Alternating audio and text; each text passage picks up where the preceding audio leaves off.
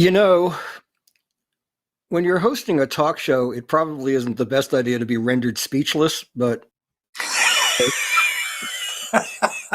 Yeah, it's true. I was just thinking how glad I am to have signed on to watch this entire tour as closely as I'm required to do because I'm enjoying it so much. The band is just so on top of it that some of the instrumental stuff going on there in that Sugaree was just monumental. yeah, there's been like one sugary for the ages after another on this tour, and this may have been the best yet. My sense of proportion on that is pretty much blown at this point. But one thing I noticed about some of John's soloing on this, one thing John Mayer and I have in common is that among our personal deities is BB King. The difference is that John knows what to do with it, and he on that Sugaree, there was so much BB in there, that left hand tremolo thing that BB used to do, and just really beautifully evocative of the master, Interesting. and yet also completely in John's own voice and John's own style. So, once again, floored. What can I say? Absolutely. Let me quickly run down the set because if you're watching this as a free preview of set two, we need you to know what you missed in set one so that if you buy the stream, you can go back and watch set one. You will not be sorry you did. They open with Man Smart, Woman Smarter, which I'm told was the tour bust out. Bertha Mm-hmm. in Queen Jane approximately, also a tour debut, Queen Jane approximately. Brown Eyed Women, Fenario, aka Pretty Peggy O.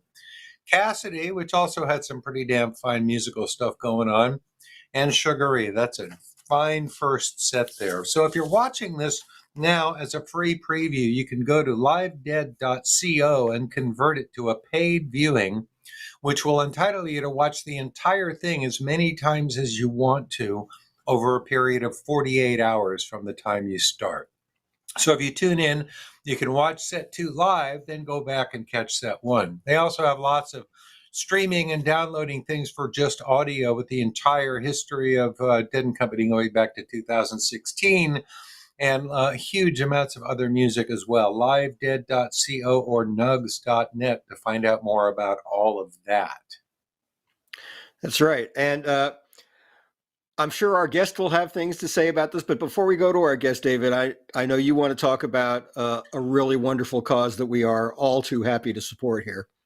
I do indeed. Thank you. On Sunday morning, I launched a fundraising campaign of direct action for Robin Sylvester, the bass player of Rat Dog for many, many years. Just a lovely human being. I've been a huge fan of his for upwards of 25 years now, and we've collaborated many times in the studio and on stage and stuff. So I have a personal stake in wanting him to stay healthy so we can play music together again. But he has a huge fan base and lots of friends from coast to coast because he's worked with everybody in the hippie music scene around here. And he's had some long-term health problems. If you go to my blog, cloudsurfing.gdhour.com, the first thing you'll see at the top is a link with a photo of Robin in it.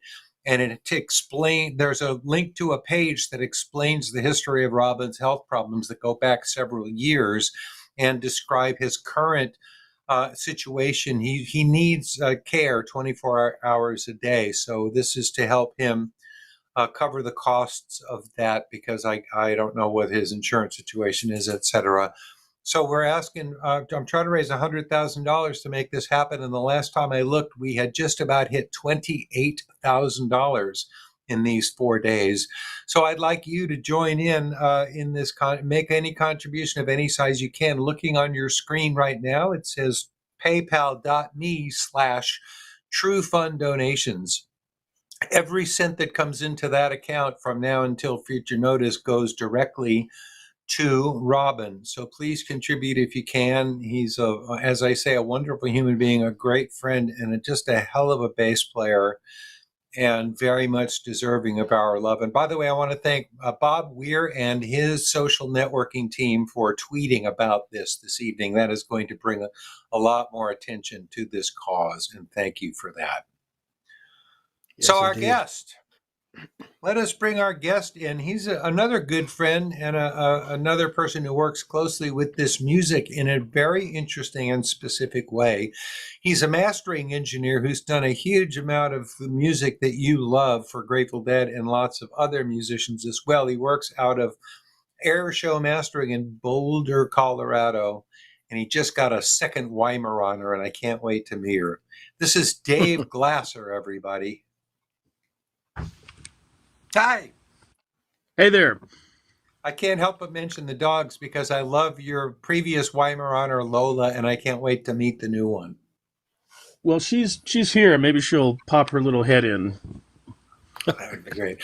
Listen, Dave, I want to start this conversation with a very specific question. As it happens this afternoon on one of the Grateful Dead fan pages on Facebook, somebody posted a couple of photos of vinyl records that were of Grateful Dead, but not from a regular Grateful Dead album. And I looked at them and I did a little research and I discovered what they are is acetates from Artisan Sound in LA from the mastering of the vinyl records of Reckoning back in 1981. And I thought having a mastering engineer on, you are somebody who can explain exactly how all of that works and how a vinyl record gets made. And then maybe that can lead you into explaining how you master CDs and how that's different from mastering for vinyl. Well, Artisan was a mastering facility in Los Angeles, and they did a lot of the big records back then. And actually, when we get Grateful Dead tapes in to work on now, a lot of them have notes from Artisan on them. That record that you're referring to, an acetate, is cut directly on the lathe, and that is what is sent to the plant to get electroplated and the stampers made, and then those are used to stamp out the LPs. Lacquers Okay, were go also... back and explain what the lathe is. Oh, a lathe. Imagine a turntable, but instead of having a tone arm that plays back the music, there's a cutter head that inscribes the groove in the record and records the signal onto the record in the form of a lacquer. Okay, so then that's taken to a plant and replicated, and a positive, and then et cetera is made. So that acetate is a direct reference of what was being recorded on to be the album that was going to be pressed and released to the public, right? And they're also used as review copies for clients to take a listen to make sure that that they approve the cut before it all goes into production. When you started being a mastering engineer, were you cutting vinyl?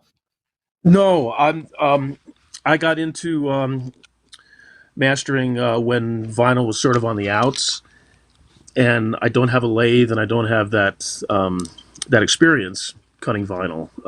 But a lot of stuff that we work on goes to vinyl, and all the Grateful Dead records are cut by Chris Bellman at Bernie Grundman Mastering, and he does a fabulous job with the vinyl cutting.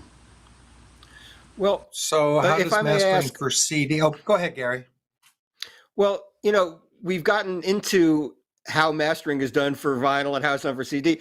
I think maybe we should go to square one, because a lot of people out there aren't, recording fanatics, or what is mastering? What does a mastering engineer do? The best analogy that I've heard anybody give is it's kind of akin to what a colorist does in the film world, taking all the various shots and making them come together to meet the vision of the director. And we do the same thing with the audio. an album may be recorded over a long period of time in different studios, or it may be mixed under adverse conditions, and our job is to make it sound like the artist and the producer heard it in their head, And to give it a And sort of unified sound from track to and track and things to like that. exactly, yeah. Hmm.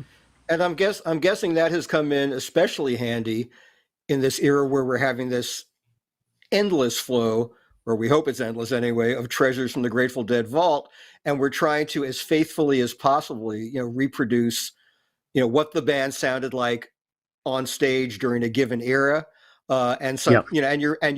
and from night to night, the quality of the recording could change. So you want some kind of uniformity in that, and kind of get inside what the band's intentions were, to produce that sound on vinyl or in the digital world. And we all have this romanticized idea about what the Grateful Dead recordings are, or should be. And I know I felt this way before I got into the minutiae. I felt that all these recordings are great recordings. Well, Grateful Dead recordings, vary from absolutely pristine, superb, just stay out of the way of it, to recordings that really need some work to bring them up to snuff.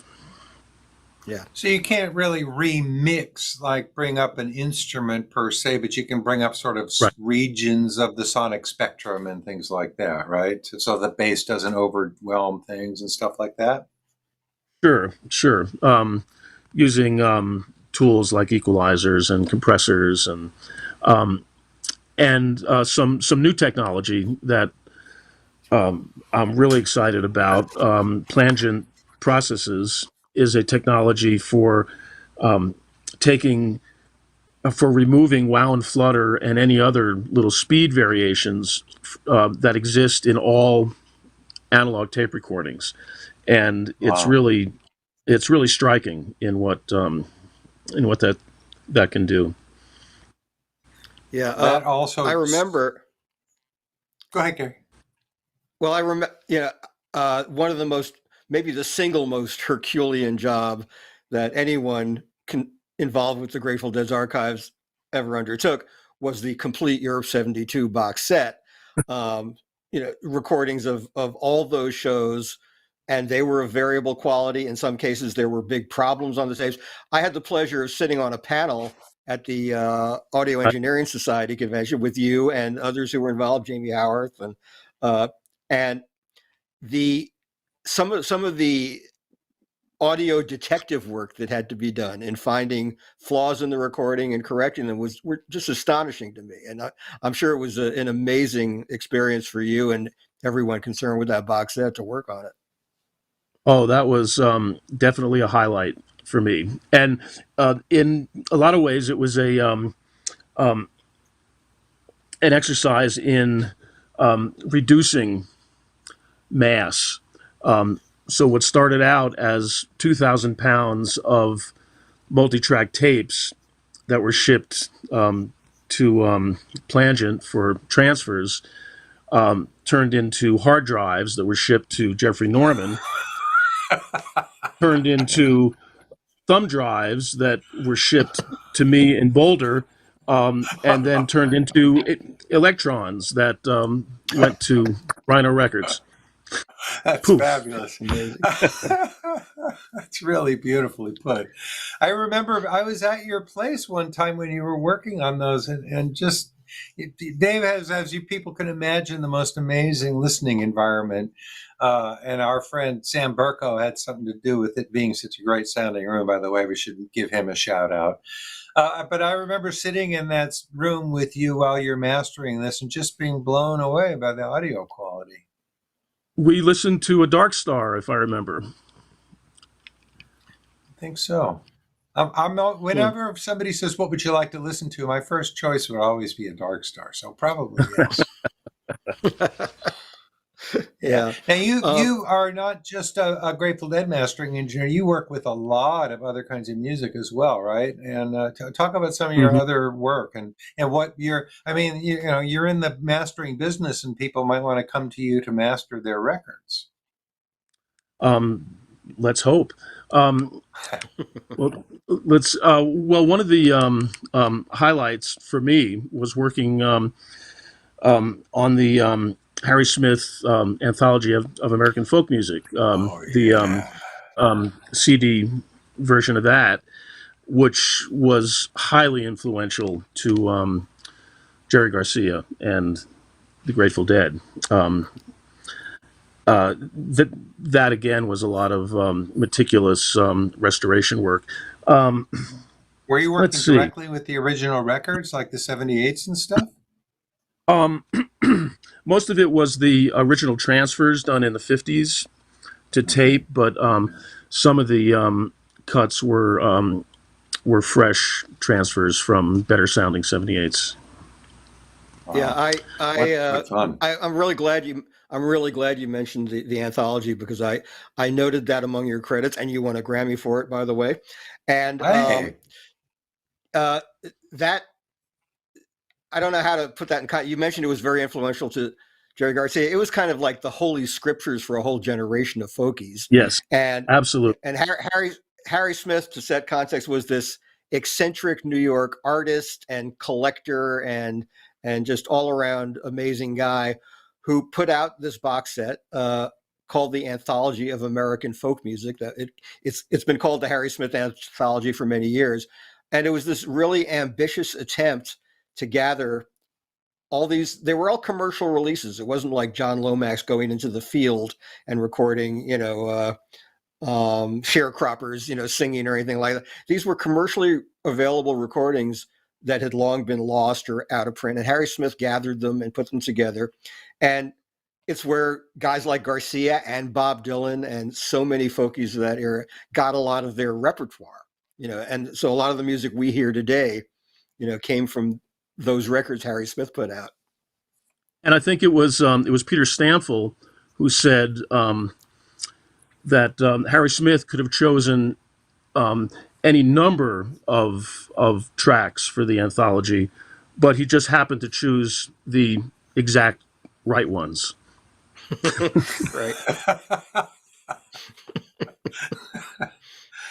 uh, what else do you work on? Uh, well, this has been an interesting fall. Been working with Keller Williams on a new project, and um, Tim Reynolds, who plays with Dave Matthews, on a new project. Interesting classical thing for the United States Air Force Band of the Golden West, and it's a whole variety of things, which is what I enjoy the most.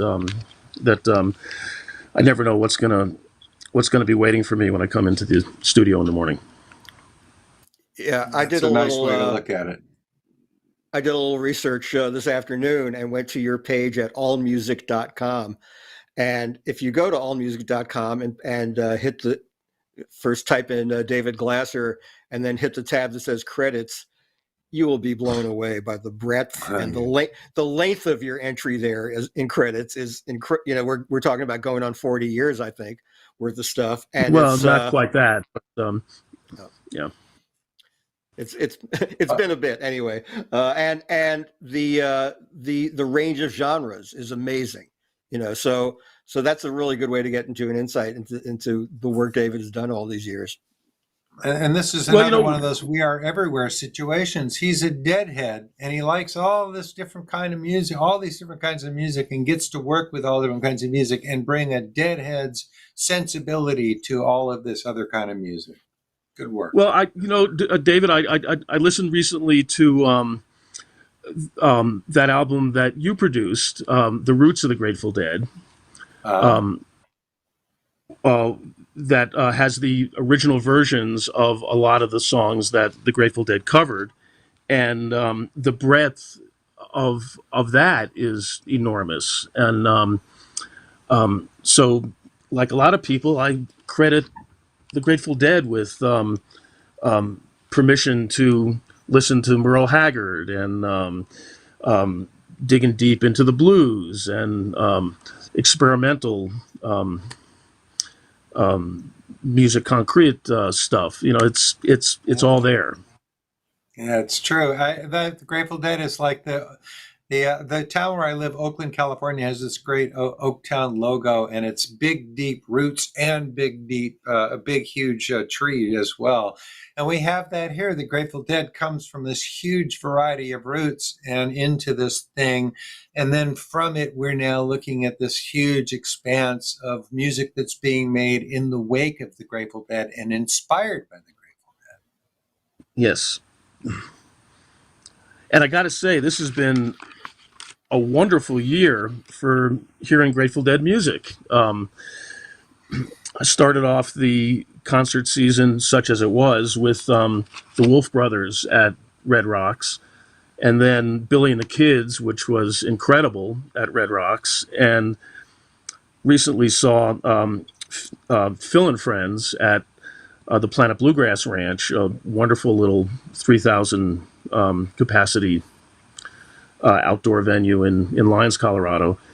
And next week, if it doesn't snow, we'll be Dead and Company at Red Rocks. And after seeing this first set, I can't wait. If it doesn't snow, Yeah. You never know. uh-oh. you never Colorado. know. Yes, I've been through literally lethal hailstorms around Red Rocks, but I don't think I've been to a concert in the snow there. Wow. Yeah, I would think late October, mid to late October would be kind of pressing your luck at Red Rocks because you just kind of never know. It seems they keep on pushing the concert season later and later every year. This is the latest that I will have gone to a show there. Well, let's hope the weather is propitious for it, because I would hate to miss one. This tour is going so well. So what did you think of the music? Well, I noticed a theme, which was a theme focusing on women, because all of the songs either had woman or the name of a woman in the title, or was about that. So I wonder if that was a big screw you to Governor Abbott. Very good catch. Because did you see Mickey's T-shirt? No, I didn't notice it. Oh, Mickey's T-shirt was the female symbol, the circle with the cross, and a Steely within it, and in pink, and excellent. And it reminded me of when the Grateful Dead, in the very fraught days of the 1970s, after Kent State, put the clenched fist. Oh, there's a clenched fist in Mickey's shirt too, and I remembered when Mickey and Billy put twin clenched fists on their drum heads back in 1970 after Kent State. So I was really, really happy to see that. Check out Mickey's shirt. If he hasn't changed shirts, check out Mickey's shirt for the second set, because it's beautiful. It made me very happy. Mm-hmm. When did you jump on the Grateful Dead bus, Dave? 1970 was my first show. Halloween at Stony Brook University in New York. I was there. I don't remember a thing about that show.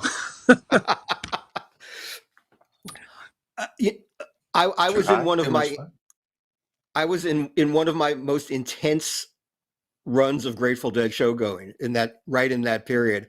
I saw two of the shows at Stony Brook. They played the Capitol Theater in Portchester the following week. Then they played this obscure little place in Brooklyn for a few nights. And, it was during that I really don't want to miss a show period of my life. So I was very much immersed in it. But Stony Brook was a lot of fun. I think that was one of the last. That was one of the last Viola blues they played before they put it away. It may have been the last one. So that was a real pleasure. And if I remember correctly, that was the night that was a Viola Lee blues into Cumberland blues, if I recall correctly. That's correct. One of a kind Grateful Dead moment there. Well worth listening to on the archive, everybody. Hmm. We should probably mention again that we're offering up here a free preview on YouTube or Facebook for Nugs Net's feed of Dead and Company, and the second set is going to commence very soon, and it's available in HD and 4K. And I can tell you from having sat through this entire tour to date, the camera work is spectacular. The musicality of this feed is really, really wonderful. And the audio is also ridiculously good. The band, as you can tell from our enthusiastic behavior, is playing just amazingly well. So I personally recommend that you do this. Buy the feed, and when you do that at livedead.co, you can go back and watch the first set with all those female themed songs and enjoy that. And you have 48 hours to watch the whole thing as many times as you like. There are also season passes available so you can watch the entire tour. And also there's huge library of Dead and Company concerts going back to 2016 available in audio formats as well. Such a deal. Dave, speaking of listening, speaking of the sound, you were listening to that set through that fabulous system you have there in your studio, so I'm sure it sounded especially nice there. Wow. It was spectacular. Just super hi-fi. The mix, Derek's mix was great. I love John Mayer's guitar tone, especially when he was playing the Strat guitar. Yeah. Just incredible, and yeah, it was so much fun watching the interplay between John Mayer and Bob during Peggy-O was really sweet. Yeah. Yeah. I really enjoy watching them all interact, and also getting to. My wife is particularly into the hands. Like she's we watch Colbert. She's a gigantic fan of John Batiste's hands on the piano. So we love watching Oteil's hands on the bass for the same reason. He's such that. Oh, he's such an economical player. Yeah. If you're just looking at him and not paying much attention, it doesn't look like he's doing that much. That's but right. It's all in the finger. he really is.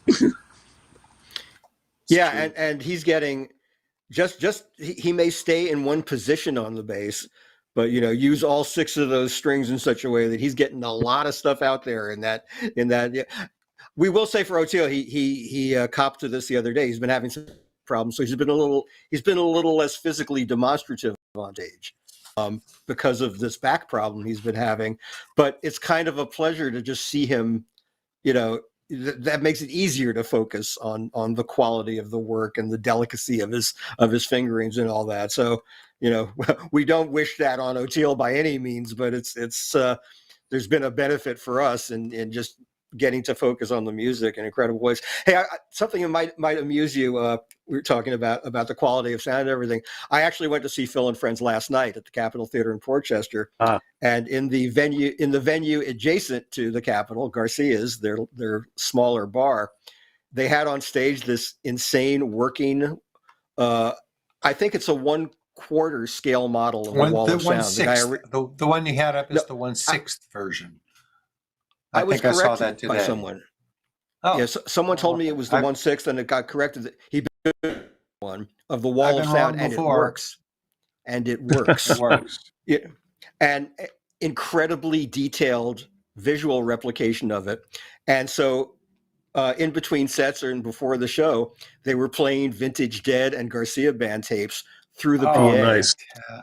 And it was stunning.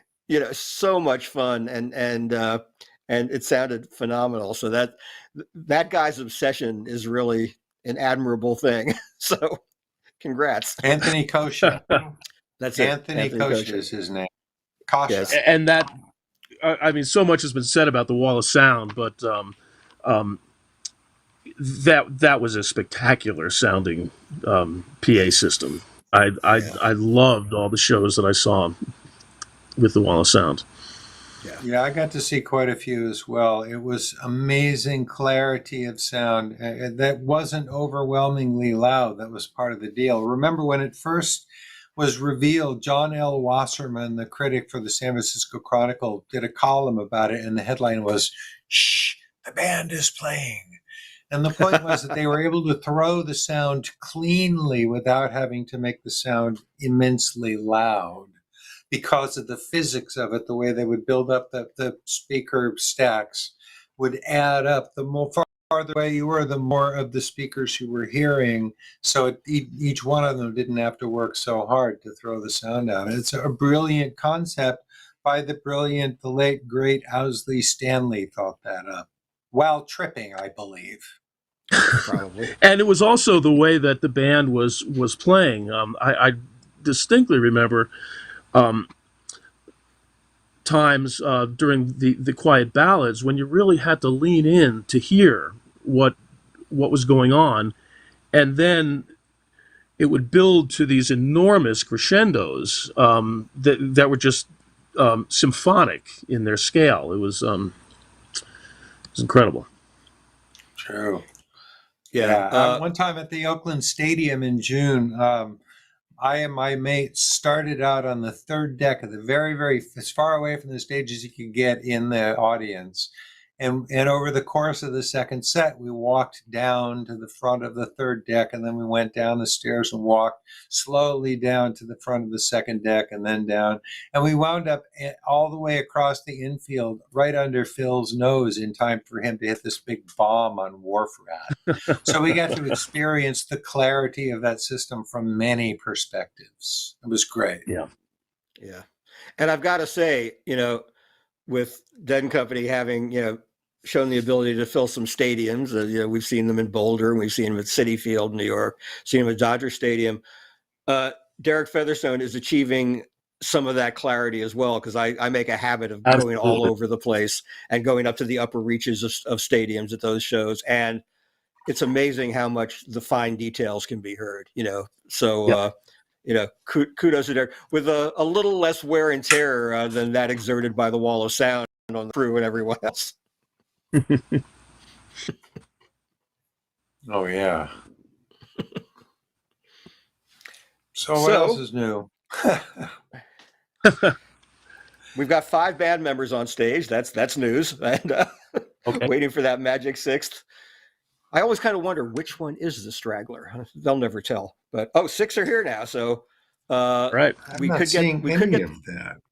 We could get the lights signal at any second. So Dave, so we don't rudely interrupt you in the middle of something, we want to thank you for being here, because we may not have a chance when the word lights pops up. So it's really been a pleasure talking to you. This has been fun. Indeed. Thank you.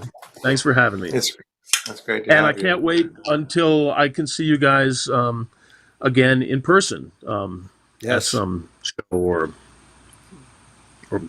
Yes, we've had the pleasure of attending Dead and Company shows together a few times over the years. Dave's company is called Air Show Mastering, and if you're in the recording business at all, you should know that what he does and how well he does it. So you might be interested in his having him work for you. In fact, I'm about to sign him up to do a mastering job on a record of mine. So there. Any second now, they're going to. I was going to call you about that, Dave.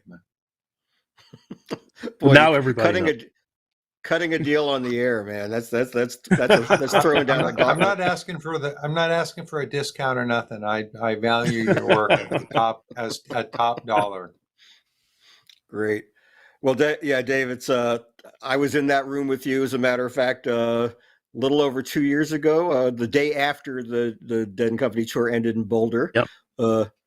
Actually co-hosted our radio show from your studio with our friend Rob Bleedstein sitting in. So I really do hope to see you again soon, there or here. If your work ever brings you to New York, I'm around. So let's stay in touch, man. Absolutely. Thank you, Dave. All right. Okay, now you and I have to bat it back and forth for another few seconds or so. Yes, hopefully. we have the certainty that we have 6 band members on stage, unless someone forgot something in the dressing room or something like that. But anyway, we are hoping. It was great talking to Dave Glasser. I am not. Always. I'm not an audio expert, but I've tried to school myself on, as much as I can to appreciate more of the work that people do in the recording world and the mastering world. So, there's some stuff that Dave says that just, but I've acquainted myself with enough of the craft that it only increases my admiration for the people who do this work. And as I said, I have sat there with him mastering, and the way it works, that when he'll do some incredibly subtle stuff, and you'll listen to it. Okay, here it is without, and here it is with, and it's barely noticeable, but incredibly important little differences. And what he does is sort of just clarify things so that everything is sort of properly represented and there's no lumps in the frequency response, and that bass doesn't make your bookshelf rattle and stuff like that. And then also you'll jump around from track to track to make sure that one track isn't quieter than it needs to be in the context of the other ones. And then we'll listen to the transition from one song to the next, and you'll be sitting there. I did this with Henry Kaiser a couple of times, where you'll sit there while the song is ending, and then you'll say, now, and that'll be marking the place where the next song starts. That's part of mastering too, is like that pacing of the record down to the split second of how the fade goes and how the next song starts, and those kind of things. And it's time to go. Lights. See you tomorrow, everybody. Hold that thought.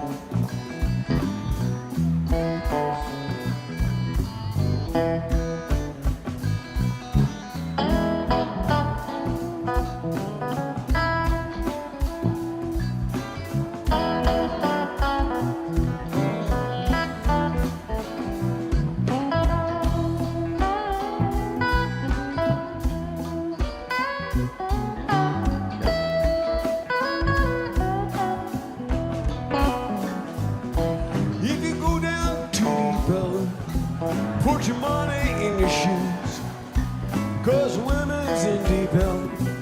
Give you that deep hell blue.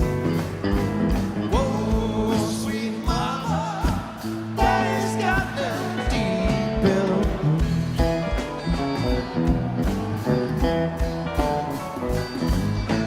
Whoa, sweet mama, daddy's got them deep hell blues.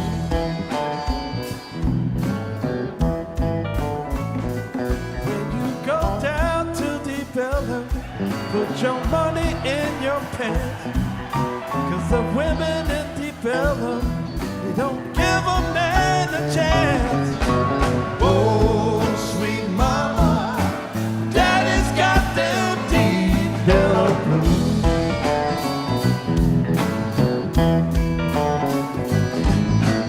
Oh, sweet mama, your daddy's got them deep Ellum blues.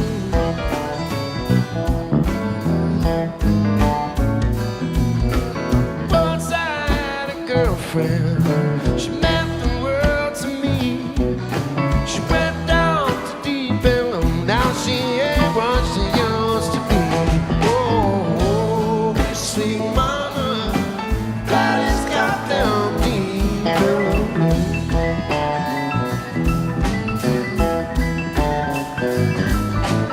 Oh, sweet mama, daddy's got them deep end.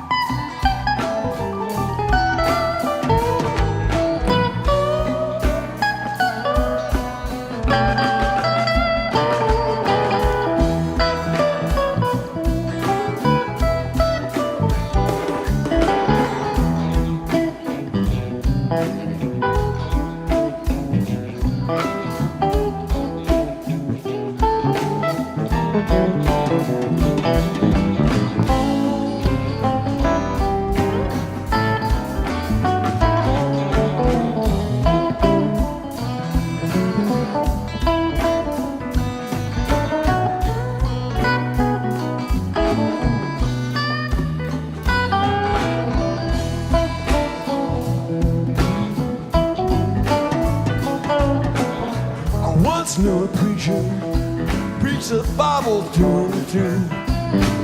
Went down to deep Ellen, now his preaching days are through.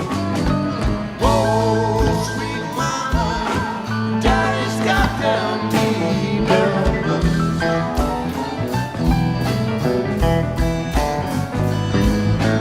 Oh, sweet mama, daddy's got them deep Ellen.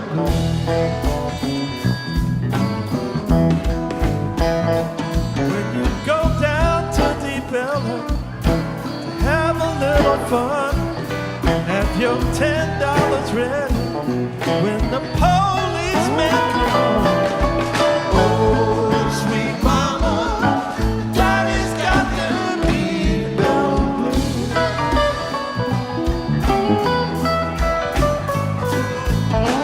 Oh, sweet mama, your daddy's got them deep Ellen.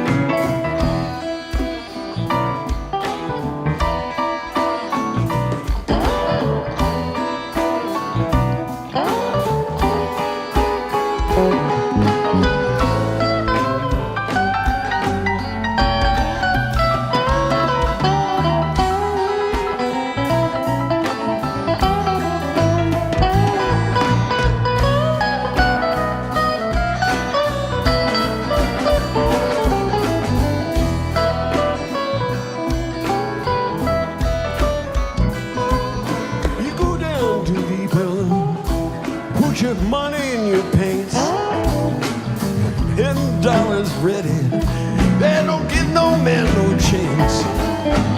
Oh, sweet mama, daddy's got them deep down.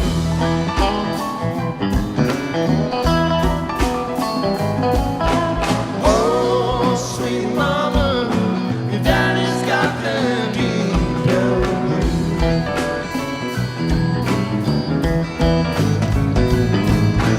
Oh, sweet mama, your daddy's got them deep down.